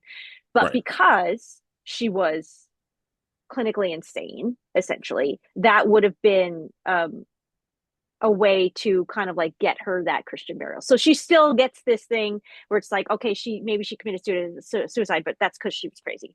But she doesn't get this blaze of glory because she's already a villain. So she, in that term of that context of like this, evil woman, you don't deserve it. We don't care about you anymore. We want to see what happens to the traitor, right? So I immediately, you said Blaze of Glory twice, and it clicked something over my head. Did you ever watch the HBO show Game of Thrones? I did not. No, Okay, I didn't have HBO. I know okay, it's gotten that's all right. so That's all far right. into the seasons. I'm like, I can't Okay. start No, no, it. no, that's okay. You're missing nothing. I'm not talking about House of Dragon. House of the Dragon, that's the Hmm. sequel spin-off thing. No, no, the original Game of Thrones. So I'm not going to give the spoiler alert. I'm not going to give away the way that it ends. But my wife and I watch this show. And I will say two things about Game of Thrones, which is the first time I've ever mentioned it on this show, which is kind of amazing in all the years I've done it. I should have stumbled on this earlier. But Game of Thrones, the reason I watched Game of Thrones was because number one, it was probably the greatest example of organizational behavior in action that I'd seen on TV in a while. And there's things you can do in that show because it's fantasy, 16th century fantasy with dragons, but it's fantasy, right? So you could do things in that context that you couldn't do in a show like, I don't know, The Sopranos or something that's more grounded in reality, right? Or the way we conceive of reality. But then the second reason that I was interested in Game of Thrones was because the woman who's the queen of the dragons, right? Uh-huh. Yeah, I Yeah, know. I've from the clips that I've seen online about Daenerys, like I'm like she is yeah. like she's a powerful, strong Powerful, strong woman woman. with an 800-ton dragon, actually Yeah. with like two 800-ton dragons. Um, that's Lady Macbeth's end. Yeah. I mean, that would have been really cool. Like, I think for a modern audience, they'd be like, yeah, I want to see, like, because Lady Macbeth is such a compelling character in the beginning and she's so Yeah. strong and, like, forward, like, she is progressive in terms of, like, what we see women today, right? Mm, Um, but yeah, it would have been nice. But unfortunately, Shakespeare probably was like, well, because I've already villainized her, she doesn't deserve, the big send off. Like he's hmm. written women who have been out on the battlefield. Like Queen Hmm. Margaret in Henry Six Part Three is like has York down and like essentially is like orders him orders his head to be chopped off because he's Hmm. a traitor. Like in the beginning of that play, Henry is like, "Oh, I failed by giving the succession to the Yorks," and she's like, "Well, you suck. I'm taking my son, and we're going to lead the army." So like Yeah. that's it's not that he isn't capable of writing characters like this because obviously he has done it before, but for the context of what he was writing, and especially I Hmm. think Henry VI. Henry VI was during Elizabeth's reign. So like all of Elizabeth those Reign. Yeah. female characters would have been a lot Right. stronger back then. Yeah. So she just gets the suicide because it's like, all right, well, her part has been played. We don't need to worry about her anymore. She has no more influence on Macbeth because now he's like, well, Macbeth doesn't even need her anymore, Right. right? One of my other guests who's actually coming on, he's going to do Coriolanus with us. He said something's going to be very interesting in a chat. We're kind of going back and forth, and it is something that applies here. He said, it's always interesting when when commerce, not like when commerce warps art. And in Shakespeare's time, it wasn't so much commerce as it was politics Mm-hmm. warping art, right? And I think Shakespeare would have been foolish to not pay attention to any of that because, who knows how long I'm going to live and I got to produce more plays because this is how I'm like, making money and feeding my family. It's also what I love to do and it's what I'm good at. So why would I throw this all away just to put a thumb in the eye of the new monarch? Um, and so I think we are not left. We have to take her as she is, right? We have to take her arc as it is. Um, However it is, and I'm not the only one to notice this. AC Bradley also noticed this too. Like it's dissatisfying, and even he said that back in 1904. And so it's not just myself that finds this dissatisfying. It's many people post 16th century and post 17th century that find this ending to be somewhat flat for her, right? Um, and by the way, I'm going to draw a parallel here, and then we're going to go talk about the witches because I really want to talk about the witches. Yeah. Sorry, Um, my ear pods just died. So if my sound is different, let me know and I'll go get my other set of headphones. no, you're good. No, All you're right, fine. good. Cool. Um, so Lady Macduff, Hmm. right? Different kind of character, right? Oh yeah, absolutely. I think she's represents what women, quote unquote, should act like. Even though she's still like, oh, your father's dead, he's not coming back. Well, they were still, women were still sassy. They were still able to like, speak their mind and stuff like that within the confines of the marriage, as long as they weren't ruling over their husbands. Hmm. That was the big She thing. very much reminded me of a person who would and this is sort of an element from African American culture. Your daddy stepped out for cigarettes and he's not coming back. Hmm. It's sort of that moment, Yeah. right? And but you know what? Her son, weirdly enough, then sort of takes that. But again, there's some resonance there even to our times where, you know, a single mother has a challenge with a father who is not there, or an ex-husband or boyfriend or whatever, and the children in that dynamic are the ones who suffer, right? And they suffer because they don't know who their father is, or they have a misunderstanding or a thing in their head that is of their father that isn't the reality that woman has had to deal with. And so you've got all these different dynamics happening with Lady Macduff and her son and all that. And of course, Shakespeare wraps all this up by having them all executed because that's a good way to end that. Um, but that holds true to that period, though. Like you got rid of your enemies, you got rid of their families. That was just the way things worked. Um, so Lady Macduff is a fascinating counterpoint to Lady Macbeth. And we've sort of talked around the weird sisters for a whole variety of reasons because I want to now land on that target. So let's go back to the play for just a moment. Let's sort of set them up. So we're gonna go to Act 4, Scene 1. Starts off with thunder, which I particularly enjoy. It says, "Enter the three witches." All right. And I quote, "First witch, thrice the brinded cat hath mewed. Second witch, thrice and once the hedge pig whined. Third witch, harper your cries, 'tis time, 'tis time. First witch, round about the cauldron go, in the poisoned entrails throw. Toad that under cold stone days and nights has 31. Sweltered venom sleeping got, boil thou first in the charmed pot. The witches circled the cauldron. All double, double, toil and trouble, fire burn and cauldron bubble.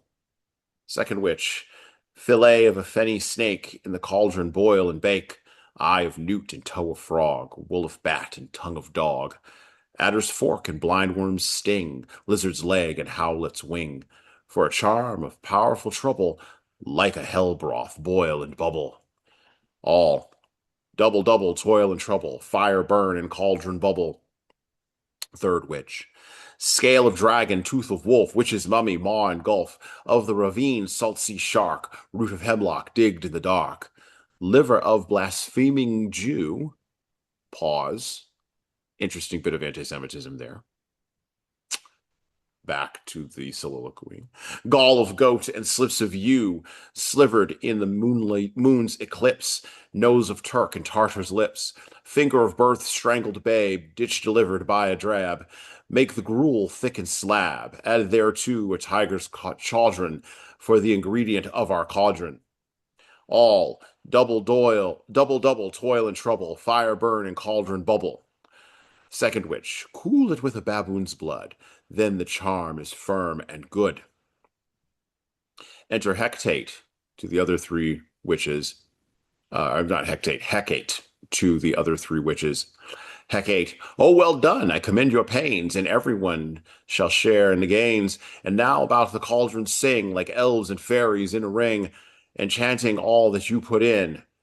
So music and song, black spirits, etc. Hecate exits. Second witch, by the pricking of my thumbs, something wicked this way comes. Open locks, whoever knocks. Enter Macbeth. Macbeth, how now, you secret black and midnight hags? What is this you do? All a deed without a name. I conjure, Macbeth, I conjure you by that which you profess, however you come to know it. Answer me, though you untie the winds and let them fight against the churches, though the yeasty waves confound and swallow navigation up, though bladed corn be lodged and trees blown down, though castles topple on their warders' heads, though palaces and pyramids do slope their heads to the foundations, through the treasure of nature's Germans tumble all together, even till destruction sicken, answer me to what I ask you. First witch, speak. Second witch, demand. Third witch, will answer. First witch, say if thou hast rather hear it from our mouths or from our masters.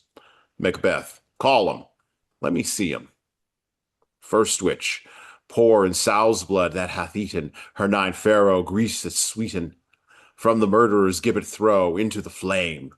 All, come high or low, thyself and office deftly show. Then there's thunder, a first apparition, an armed head, and then we're off to the races.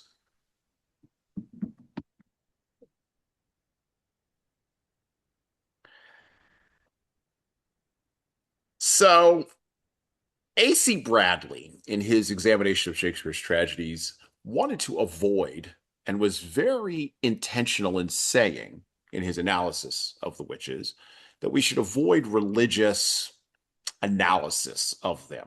He was very specific in pointing that out.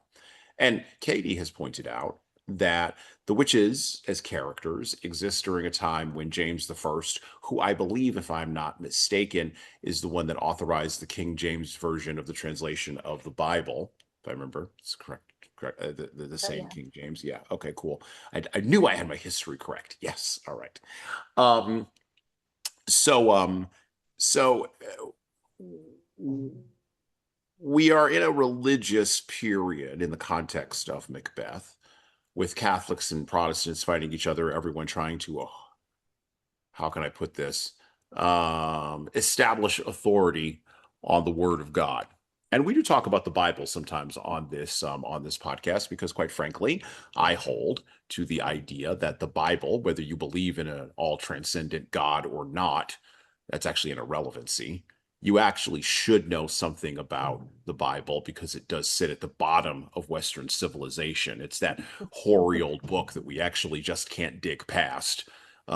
It's all the way down there. Even Nietzsche couldn't get past it, and it drove him kind of crazy. For good reason, by the way. And so the Bible sits down there like a well, like a hoary old thing. And it influences all of these things that we do, these stories that we tell, these narratives that we have, even the language that we have. And it influences us even when we attempt to go away from it, as Bradley pointed out that Shakespeare was trying to do. As a matter of fact, in Shakespeare's analysis of the Three Witches, he makes the point that Bradley's analysis of Shakespeare's Three Witches in Macbeth, he makes the point that the Shakespeare was writing in terms of an Elizabethan era that was secular or was becoming more secular and was beginning to abandon religious conviction. Not nearly in the way that we have in our time, but the beginnings of that sort of abandonment were being set there. And so Shakespeare was writing to a secular audience. He was still writing to an audience, however, and I would push back on Bradley in this way. He was writing to an audience that was very familiar with nature, very familiar with the natural world, very familiar with things happening in the natural world that had no scientific explanation because science hadn't really fully been established the way we understand science yet. Rene Descartes had yet to come around with philosophy. Galileo was in the wings. And of course, Martin Luther was running around making trouble everywhere. And the descendants, Calvin, I'm looking at you, were making trouble all over Europe. By the way, during the time of Shakespeare, the New World had also been founded, and there were all these other people that suddenly existed on the globe where nobody had ever anticipated people existing before. They didn't have an imagination for it. So it's easy for Christian people to make a religious claim about Macbeth. I think it's very easy for Christian people to do, or people with a Christian bent. And I don't think they're wrong. I don't think that's a wrong analysis, but I also don't think that it's a complete analysis. And it's easy for post-Christian materialists to make a psychological claim about Macbeth and to say that all that spiritual stuff with the weird sisters and all of the bubbling cauldron, all that's a stand-in for other ontologically material things, and it doesn't have any more meaning than that. Okay, okay. I think you're also missing part of it there. I think it's far more accurate to say that the weird sisters represent all of the things that we can't identify or explain, and we put them into a bucket and we go, I don't know about any of this. And we close the bucket and we put it over there. However, I think that if someone is reading this with more of a with more again of maybe a religious, maybe not necessarily specifically Christian, but a religious background, or someone who's reading it maybe more with a psychological bent, they can go down either one of those two roads I mentioned before.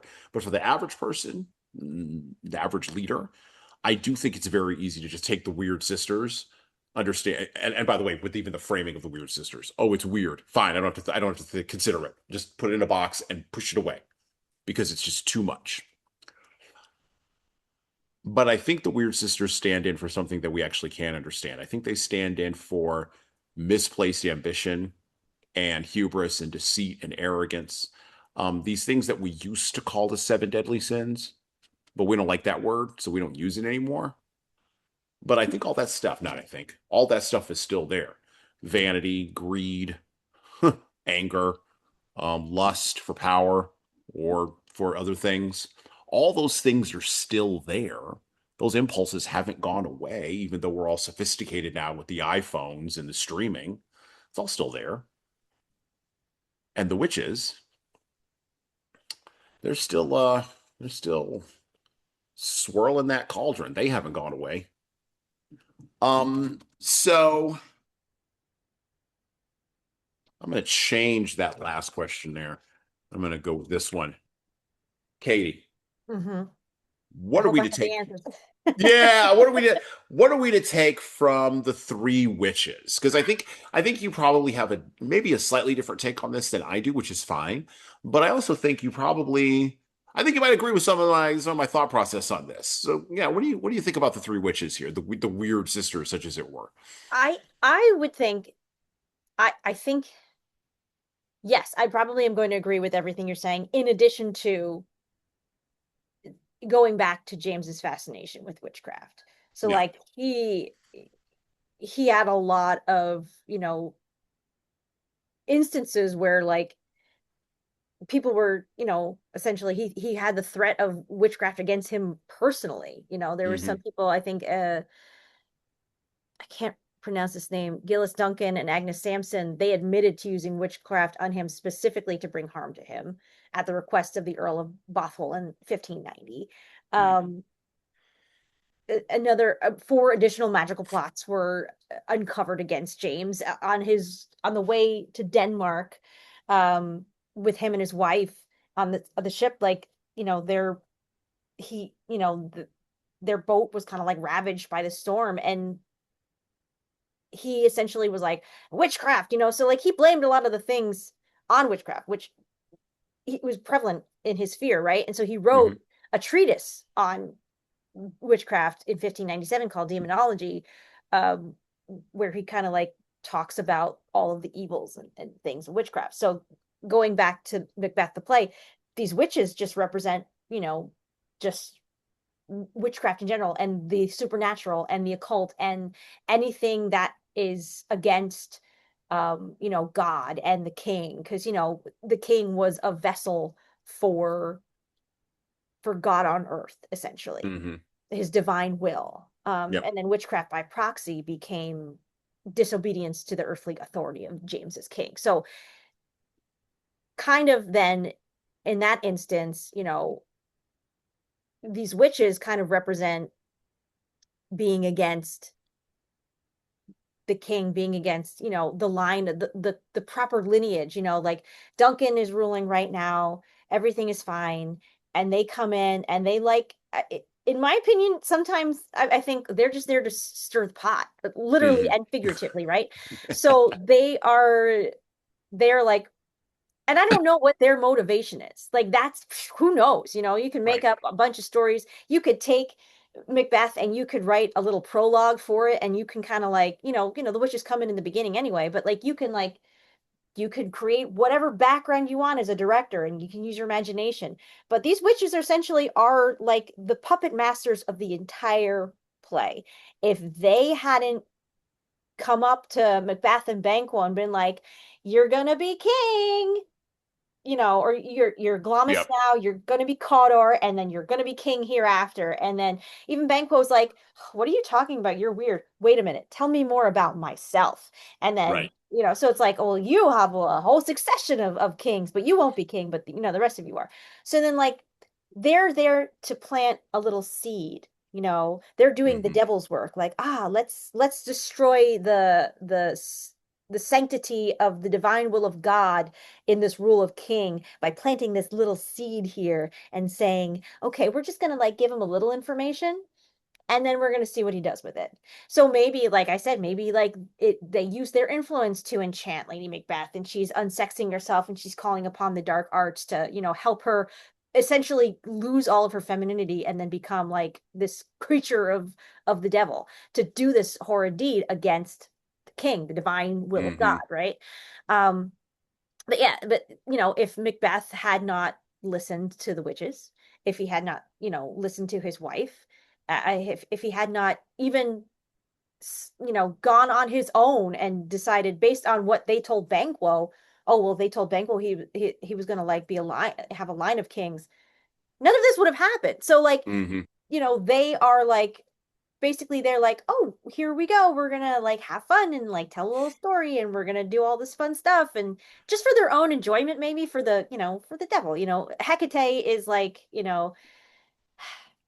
she, historically, I'm not like as super familiar with her. I know like a lot of like people of pagan religions, like they'll worship like the goddess Hecate now. I don't know Hmm. exactly what Hecate represented in terms of um this particular play. I think she was like associated with like the devil and Hmm. like all that kind of stuff. So essentially, like these are, you know, evil beings and villains of this play, like, but in our own modern viewpoint on them, I'm like, they're cool, they're they're cool. And what's really interesting about their speeches, and this is something I learned when I was doing A Midsummer Night's Dream. So the language of supernatural beings in Shakespeare was not written in iambic pentameter.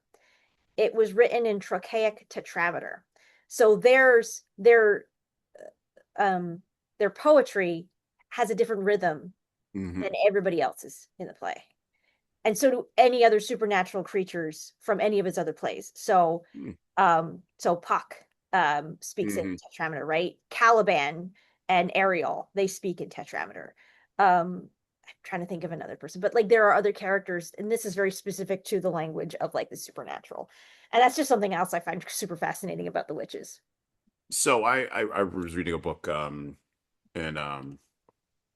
so we covered the book Ben-Hur, Tale of the Christ by Lou Wallace a couple episodes ago, and it was one of the best-selling books of the 19th century in America. And you may be familiar with Ben-Hur.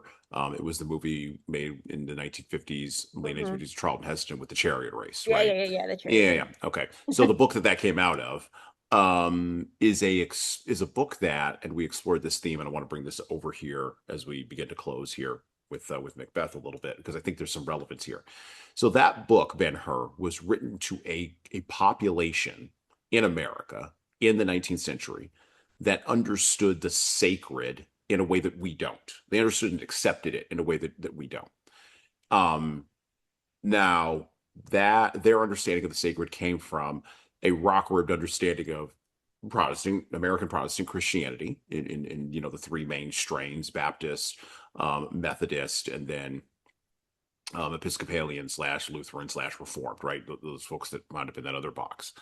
Um, and Ben-Hur was written to people who just assumed a certain type of language or a certain type of narrative set of structures, right? That we no longer assume. Okay. And that's what makes it interesting to read, actually, because it's kind of like getting an insight into other people's mindsets. Thinking about Macbeth, thinking about the 16th century, England, and we brought this up several times, but I want to narrow in on this. I think the Weird Sisters represent that element of the sacred Hmm. that, as Camille Paglia would say, has always existed outside of the church, um, and has always been in her book Sexual Personae, she would say that it is the thing that drives the arts. All that stuff outside the church is the thing that drives the arts. Because if it didn't, you wouldn't have a place for decadence or homosexuality Hmm. or feminism or any of these other things that we've now moved from. I don't know that she would frame it this way, but maybe she would. That we've moved from the edges to the center, right? She would say that there had to be a place for that because the church recognized, she makes this point early in her book, that you had to push those things to the edges if you were going to create a dominant power structure, although that's not the term she uses, but that's what she means. If you were going to create a dominant power structure that was going to do any of the kinds of things that the church was going to do, and that was going to take 1,000 years, and it was going to be a never-ending, and Paglia would frame it this way: a never-ending struggle that just never stops. It's constant, right? It's even constant in our time. And while Paglia wrote this back in the late 80s, early 90s, and then thusly became persona non grata in a whole bunch of different ways because of what she wrote. I don't think she was incorrect, actually. And I think we have the exact same dynamic happening today, just to bring Macbeth forward. I think we have the same dynamic today, but the wizards and the soothsayers and the folks who are looking for the sacred are doing it through technology Hmm. rather than through nature because we believe we've overcome nature. We believe that we've banished all of that stuff to the outer darkness, never to bother us again. But, and this is what the Weird Sisters show, it always sneaks in somehow. So I'll use myself as an example. The number of people in my life who I have known who are practicing witches is kind of shocking. Hmm. And I'm not talking about, oh, I just dabble a little bit in it. No, I'm talking like they're full on, like in the poop, such as it were. Like they are in the thing. I'm thinking of three people right now that are, I will not say names, I'm not going to out these people because that's not what they're asking me to do. But that's just three that I know of very prominently in my life that actively practice these acts. And I don't think I'm alone in that. I think we all know people in our lives who are actively pursuing whether they call it witchcraft, whether they call it crystals, whether they call it tarot, and it's these attempts to bring something back from the natural world back into this thing because what has replaced religion is technology. And so now the Hmm. technological edifice is being built in our time. And what Macbeth says to us, I think now is you can't push all that stuff to the edges. It's the Camille Paglia, sort of critique, Yeah. basically just brought from the 16th century. It's always going to come in, and it's gonna be like trying to stomp roaches with like sneakers on your hand in a bad apartment in New York City. You're never gonna get all of them. They're gonna hold a conference in the walls. Like that's just it. And they're going to surprise you when you least expect it and turn the light on. And I think the reason, again, this is another point of think where I think moderns get away from the Weird Sisters. We don't have language. We've abandoned the sacred language to be able to describe all of this. And so when you don't have language for it, you kind of don't know what to say. You're Hmm. just sort of standing there nakedly observing. Like I'm just observing this person who just told me that I'm thinking of a person I met years ago at a training. She literally walked up to me and she said, um, I'm going to go. It was a leadership training. I won't say what organization, but like she walks up to me, and this is a woman who was like in a professional woman, high up in the organization, whatever. And she says to me, so I'm gonna go for lunch and I'm gonna do my crystals practice. And I said, I don't know what that means. And she started explaining to me what that meant. And this is not a stupid woman. This is not a whatever, like college educated, master's degree, worked up the organization, got the six-figure salary, got the three-piece suit, and she's having a serious conversation with me about practicing her crystals practice. We don't know what to do with that interaction because we've lost the language for it. Um, Now, as a person who's a practicing Christian and trying to like walk in that mode, I have some language to be able to deal with that in my brain, and I have some ways to deal with that and be able to manage that and navigate it. But I think for the vast majority of people who don't have that language, the witches sort of stand as they can stand as a proxy for how you deal with this. What's the language that I need in order to see this beyond just, you know, cauldron burn and double double toil and trouble, which are great lines, by the way. Like they're Yeah. fabulous lines. That's why they stick in people's heads. But even beyond that, like, or even something wicked this way comes, which is the title of a Ray Bradbury book, right? Yeah. Or Ray Bradbury story. So like even beyond that, like it gives you a language, I think, if you have no other language, it gives you a framework to put these things in versus the I don't know box and just slamming it and running it away, running away, you know. So that's why I won't say I like them, but I appreciate the fact that they are there. Yeah. I think to your point, in terms of not having the language to kind of discuss this, I think it's because these kind of things, like witchcraft in general, and like, the sacred, worshiping back with the crystals and everything, which I fully understand. I am actually, I use crystals and I understand the tarot and I kind of try to work with the natural world. I think it's been so stigmatized with like, within our society. Like you think about witch hunts, they're still, prevalent today. Like the term witch hunt is used to describe like people attacking another Hmm. person, like, for their beliefs, right? So while today it's more accepted, especially with social media, witches and things like that, I think there's still this stigma of like, well, that's woo woo, that's weird. I don't want to touch it because that's anti-God and like that's the devil's work. So there's still that fear, I think, of Hmm. it, um, that doesn't allow us to really connect to it. So the witches then in Macbeth are kind of like they're kind of playing God in a way, right? So they kind of give Macbeth the rope to hang himself with, Hmm. just maybe for fun. I don't know what their Hmm. motivation is. They're just there, Hmm. face value. They're just Hmm. there to kind of like start the story. Well, and I wonder how much. I wonder what. I mean, Shakespeare wouldn't say this, I don't think. No, probably not. But but we will say it in our own time because again, Yes. we're after that, right? Um, I think one of the tragedies of Macbeth is that he did have free will. That actually Yeah. is one of the tragedies. Hmm. So there's a lot of talk among the technologists, Yuval Noah Harari, Elon Musk, many others, that the rise of artificial intelligence, and we always talk about artificial intelligence, at least once on this show, so this is the time. Mm. But the rise of AI, the rise of LLMs is going to challenge the idea of human free will. And as a Hmm. matter of fact, a lot of those folks think that human free will doesn't exist. It has never existed, because we can push you with the algorithm and you respond. So you respond the way we want you to. So how could free will exist? And yet, to your point, Macbeth still has to take action. If Macbeth doesn't take action, his wife yelling at him all the day doesn't matter. Like my wife could yell at me all day about taking out the garbage. If I don't take action, it's going to sit there. It's going to sit there in the garbage can, you know, much to my wife's chagrin. And I'll deal with the chagrin. Like the chagrin is whatever. Like I'll deal with all the consequences of that, right? But it's going to sit there if I don't take action, right? Hmm.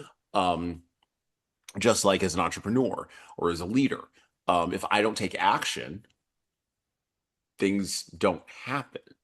And so I firmly believe that humans have free will, and that we engage in free will ways in all kinds of different ways. Um,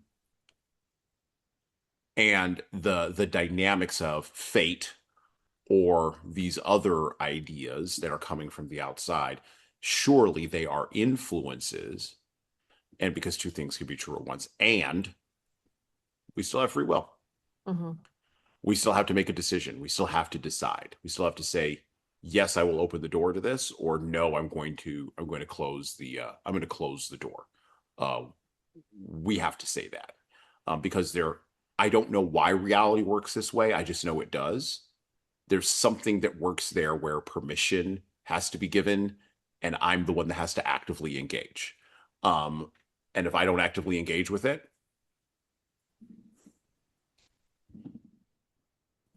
then there we go. It's just gonna be there's gonna be it's just gonna be there, right? Yeah. Um, okay. We try to wrap up the show. We try to talk about sort of what we could get overall from what we've covered. And I would encourage you to go out and read Macbeth. To Katie's point, it is short.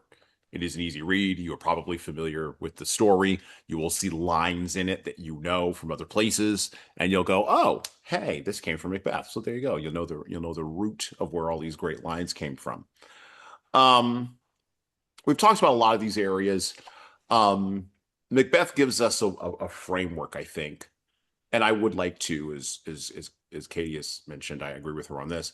I would like to see somebody adapt Macbeth in a different kind of way, kind of like I believe oh, what was that biker show that was on years ago on FX? Sons of Anarchy. Hmm. Yes, Sons of Anarchy was supposed to be like Hamlet, just with a biker gang. I heard it described that way. I would love to see Macbeth adapted, to some sort of like HBO show over 12 episodes and like build it into a modern kind of thing. And that's me giving you all a free idea. So go off and run away with it. I can't do it. I don't have time. Just go do it. Okay. And you don't have to send me any money. It's cool. Um, so I want to tie this in at the end here because this episode, when we release it, is going to be right around the time of the 81st anniversary of the dropping of the bombs on Nagasaki and on Hiroshima. A truly tragic circumstance. Yes, driven by the exigencies of war, but a truly tragic circumstance nonetheless, that we have never really built a tragic story adequate to the nature of that thing. Oppenheimer kind of gets close. The Christopher Nolan story, Christopher Nolan movie from a couple of years ago, kind of gets close. And we've had stories about the bomb, and we've had movies about that and about the outcome of the bomb, like Doctor Strangelove or How I Learned to Stop Worrying and Love the Bomb or Fail Safe. Like we've had movies about that, and we've had books about thermonuclear destruction and about what happens afterward. But the actual fact of the bomb itself, we don't really have a lot of good narratives to wrap our arms around that tragedy. Human beings fundamentally need tragic narratives. As uncomfortable as they may be to write, and as dark, to Katie's point earlier at the beginning of the show, as dark as they may make us feel, we need that. We need to be able to integrate that, not to go all Jungian, but to integrate that into ourselves and figure out how to deal with it.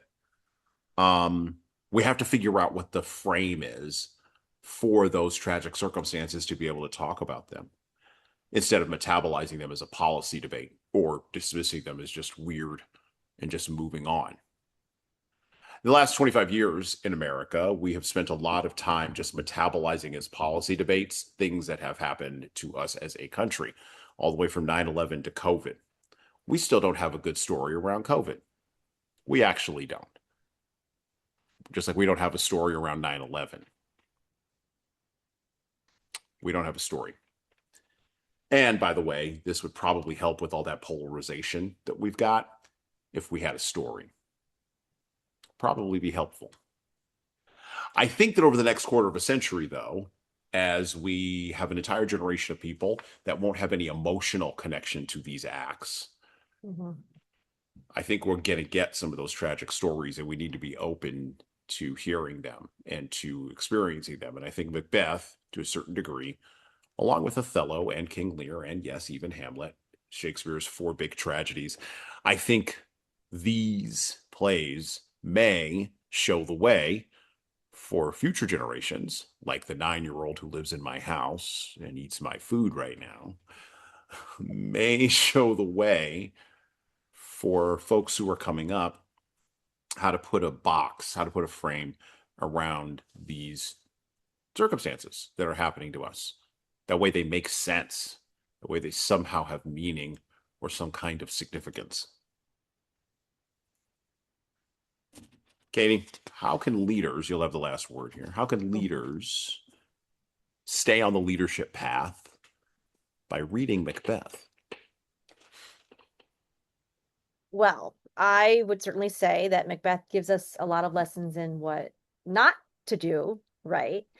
But we can take some of the lessons from Macbeth. I have a couple that I can think of based on like, my readings. One of them, don't catastrophize. Planning for the worst is sometimes a good idea, but that can limit you to seeing the bigger picture of things and what the best possible outcomes might be. Having different pathways for different potentially unpredictable outcomes and hoping for the best possible one is probably, a great outlook to have for a leader. The people that you are leading, they're looking up to you to make the best decisions for their welfare. And the important thing is to keep an optimistic mindset and not spiral when things don't go your way or out of your control. And part of that, I think, is accepting that there are some things that are outside of your control, and that's okay. You can't control everything. And I think this need for control can really screw up the whole workplace dynamic, right? The whole dynamic of the team, whatever team you're leading. You can't control everything, and you have to trust and ask for help when you need it. Like one of the downfalls that Macbeth faced was the fact that after the murder of Duncan, he didn't seek help. He was no longer a team with Lady Macbeth, right?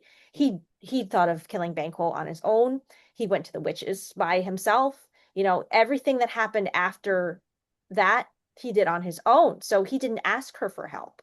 Maybe he was embarrassed. Maybe he was ashamed of his manhood and wanted to prove himself to her. But, you need to seek help when you need it. Yes, you're in charge, but you might not have all the answers. And I think it's important to counsel with other people with other different viewpoints and get advice when you're not stuck trying to solve a challenge. Swallow your pride and humble yourself, right? And Macbeth started the play as a war hero, but he ended it as a war criminal. So if I think you keep a good head on your shoulders and don't let your ambition and pride change who you are fundamentally as a person, and don't let your ego get in the way of your own successes, you'll be in pretty good shape on your leadership path. Awesome. I think that's a great place to end. So I want to thank Katie Mestres for coming on the Leadership Lessons from the Great Podcast, or Leadership Lessons from the Great Books podcast. Oh, gotta get it out correctly today here. And with that, well, we're out.